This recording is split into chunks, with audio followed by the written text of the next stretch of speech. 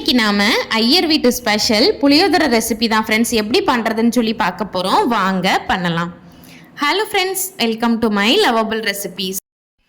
உள்ளங்கையில் அடங்குற மாதிரி cricket ball size அளவுக்கு நல்ல புளி எடுத்து ஊற வச்சுக்கிடலாம் ஃப்ரெண்ட்ஸ். இது ஒரு 100 கிராம் இருக்கும். இதை ஒரு மணி நேரத்துக்கு நான் நல்லா ஊற வச்சுக்கிறேன்.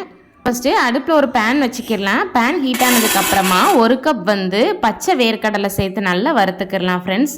வேர்க்கடலை நல்லா வெந்து நல்லா மணம் வர ஆரம்பிக்கும். அந்த ஸ்டேஜில் பாருங்கள், அடுப்பை ஆஃப் பண்ணிவிட்டு இதை நல்லா ஆற வச்சு மேலே இருக்கிற தொலியெல்லாம் ரிமூவ் பண்ணிவிட்டு இந்த மாதிரி 2 உடச்சி வச்சுக்கிடலாம். மறுபடியும் அதே பேனை அடுப்பில் வச்சு ஒரு 1/2 ஸ்பூன் வெந்தயம் சேர்த்து நல்லா வறுத்துக்கிடலாம் ஃப்ரெண்ட்ஸ். வெந்தயம் நல்லா மணம் வர அளவுக்கு வறுபடட்டும். பாருங்கள், இந்த மாதிரி டப்பு டப்புன்னு பொரியுதில்ல. இப்போ அடுப்பை ஆஃப் பண்ணிவிட்டு இதை ஒரு பிளேட்டுக்கு மாற்றிக்கிடலாம். அதுக்கப்புறம் பேனை மறுபடியும் அடுப்பில் வச்சு ஒரு 3 ஸ்பூன் மல்லி சேர்த்துக்கிறேன். மல்லியை சேர்த்து இதையும் நல்லா மணம் வர அளவுக்கு வறுத்துக்கிறேன் ஃப்ரெண்ட்ஸ். நல்லா வறுப்பட்டதுக்கப்புறமா இதையும் இன்னொரு பிளேட்டுக்கு மாற்றி நல்லா ஆற வச்சுக்கிடலாம். இப்போ நான் காம்பெல்லாம் எடுத்துட்டு ஒரு 15 காஞ்ச மிளகாவை சேர்த்துக்கிறேன் ஃப்ரெண்ட்ஸ். சேர்த்துட்டு இதையும் லோ ஃப்ளேமில் வச்சு ஒரு நிமிஷத்துக்கு நல்லா வறுத்துக்கிடலாம் ஃப்ரெண்ட்ஸ். வறுக்கும் போது கொஞ்சம் கமரும், பார்த்து வறுத்துக்கங்க. அதுக்கப்புறமா இதையும் நல்லா ஆற வச்சுக்கிடலாம். நல்லா ஆறினதுக்கப்புறமா மிக்ஸி ஜாருக்குள்ளே நம்ம வறுத்த வத்தலை சேர்த்துக்கிடலாம். மல்லியையும் வெந்தயத்தையும் ஒரே பாத்திரத்தில் தான் வச்சுருந்தேன், அதையும் சேர்த்து பாருங்கள் ஃப்ரெண்ட்ஸ். இந்த மாதிரி நல்லா கொரகொரப்பாக அரைச்சிக்கிடலாம். அடுப்பில் பேன் வச்சுட்டு 1 ஸ்பூன் நல்லெண்ணெய் சேர்த்துக்கிடலாம் ஃப்ரெண்ட்ஸ். எண்ணெய் காஞ்சதுக்கப்புறமா காம்பெல்லாம் எடுத்துட்டு ஒரு 30 போல் காஞ்ச வத்தல் எடுத்து வச்சுருக்கேன் ஃப்ரெண்ட்ஸ். அதையும் உள்ளே சேர்த்து நல்லா 1 நிமிஷத்துக்கு வறுத்துக்கிடலாம். இது நல்லா வறுப்பட்டதுக்கு அப்புறமா நல்லா ஆற வச்சு மிக்ஸி ஜாருக்குள்ளே சேர்த்து நல்லா பவுட்ரு பண்ணிக்கிடலாம் ஃப்ரெண்ட்ஸ். பாருங்கள் ஃப்ரெண்ட்ஸ், இந்த மாதிரி இப்போ நாம் எல்லாமே ரெடி பண்ணி வச்சாச்சு. பேஸ்ட் பண்ணுறதுக்காக அடுப்பில் கடாய் வச்சுட்டு 100 ml நயமான நல்லெண்ணெய் சேர்த்துக்கிறேன் ஃப்ரெண்ட்ஸ். எண்ணெய் காஞ்சதுக்கப்புறமா 1 ஸ்பூன் கடுகு 1 ஸ்பூன் வெந்தயம் சேர்த்து நல்லா பொரிச்சிக்கிறேன். இது ரெண்டும் நல்லா பொரிப்பட்டதுக்கு அப்புறமா 3 ஸ்பூன் நான் கடலைப்பருப்பு சேர்த்து இதையும் நல்லா வறுத்துக்கிறேன் ஃப்ரெண்ட்ஸ். 1 நிமிஷத்துக்கு வறுத்தா போதும். 1 நிமிஷத்துக்கு அப்புறமா நம்ம 2 உடச்சி வச்சுருந்தோம்ல வேர்க்கடலை, அதையும் உள்ளே சேர்த்து நான் நல்லா பொரிச்சு எடுத்துக்கிறேன் ஃப்ரெண்ட்ஸ். வேர்க்கடலை நல்லா வறுப்பட்டதுக்கு அப்புறமா இதில் ஒரு 3/4 ஸ்பூன் மஞ்சத்தூள் சேர்த்துக்கிடலாம். 1/2 ஸ்பூன் பெருங்காயத்தூள் சேர்த்துக்கிடலாம்.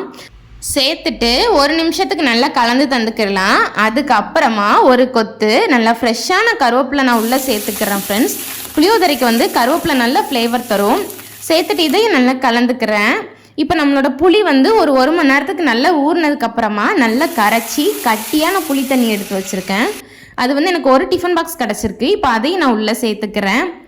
சேர்த்துட்டு அடுப்பை ஹை ஃப்ளேமுக்கு வச்சிடலாம் ஃப்ரெண்ட்ஸ். ஒரு தடவை மிக்ஸ் பண்ணிக்கிடலாம். பாருங்கள், நல்லா கொதி வருதில்ல.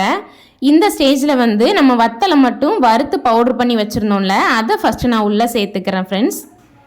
சேர்த்துட்டு கலந்துக்கிறேன். இப்போ பாருங்கள், இது நல்லா தண்ணி மாதிரி இருக்குல்ல. இதை நம்ம நல்லா கட்டியாக வர வரைக்கும் மிக்ஸ் பண்ணிக்கிட்டே இருக்கணும். இப்போது இந்த பேஸ்ட்டுக்கு தேவையான அளவுக்கு நான் உப்பு சேர்த்துக்கிறேன் ஃப்ரெண்ட்ஸ்.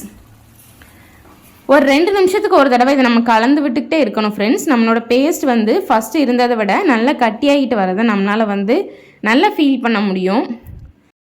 பேஸ்ட் நல்லா திக்காக ஆரம்பிக்கும் போது அடுப்பை மீடியம் ஃப்ளேமுக்கு மாற்றி வச்சிடலாம் ஃப்ரெண்ட்ஸ். இது நல்ல எண்ணெய் பிரிஞ்சு வத்த குழம்பு மாதிரி வந்துடும் ஃப்ரெண்ட்ஸ். அந்தளவுக்கு வந்ததுக்கப்புறமா நம்ம வத்தல் மல்லி வெந்தயம் சேர்த்து ஒரு பவுடர் அரைச்சி வச்சுருந்தோம்ல, அந்த பவுடரை உள்ளே சேர்த்து ஒரு 2 நிமிஷத்துக்கு நல்லா கலந்து தந்துக்கிடலாம் ஃப்ரெண்ட்ஸ். இப்போது இது நல்ல எண்ணெய் பிரிஞ்சு வரணும் ஃப்ரெண்ட்ஸ். அது வரைக்கும் கொஞ்சம் வெயிட் பண்ணணும்.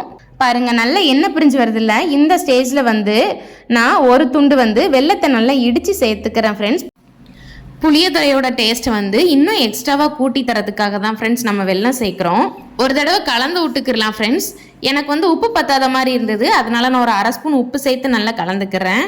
இப்போது இந்த கிரேவியோட டெக்ஸ்சரை நல்லா பார்த்துக்கோங்க ஃப்ரெண்ட்ஸ். நல்லா இந்த அளவுக்கு கட்டியாகிருச்சுன்னா நம்மளோட புளி பேஸ்ட் தயாராகிருச்சு. அவ்வளோதான். அடுப்பை ஆஃப் பண்ணிவிட்டு சர்வ் பண்ணிடலாம் ஃப்ரெண்ட்ஸ். இப்போ நான் இதை சாதத்தில் கலந்துட்டு உங்களுக்கு காட்டுறேன் பாருங்கள். அவ்வளோதான் ஃப்ரெண்ட்ஸ். பாருங்கள், இப்போ நான் இதை சாதத்தில் மிக்ஸ் பண்ணிட்டேன். பார்க்கவே நல்லா கலர்ஃபுல்லாக இருக்குல்ல. இதோட டேஸ்ட்டுமே ரொம்ப சூப்பராக இருந்தது ஃப்ரெண்ட்ஸ். உப்பு உரப்பு புளிப்பு எல்லாமே ஈவனாக நல்லா டேஸ்ட்டாக இருந்தது. இதே அளவுகளோட கட்டாயம் நீங்களும் ட்ரை பண்ணிவிட்டு உங்களோட ஃபீட்பேக் என்னோட ஷேர் பண்ணுங்கள் ஃப்ரெண்ட்ஸ். இந்த வீடியோ பிடிச்சிருந்ததுன்னா லைக் பண்ணுங்கள். இந்த லிங்க் உங்கள் ஃப்ரெண்ட்ஸ் கூட ஷேர் பண்ணுங்கள். அப்படியே மறக்காமல் நம்மளோட சேனலை உங்கள் பொண்ணான கையால் சப்ஸ்கிரைப் பண்ணிக்கோங்க ஃப்ரெண்ட்ஸ். தேங்க்யூ.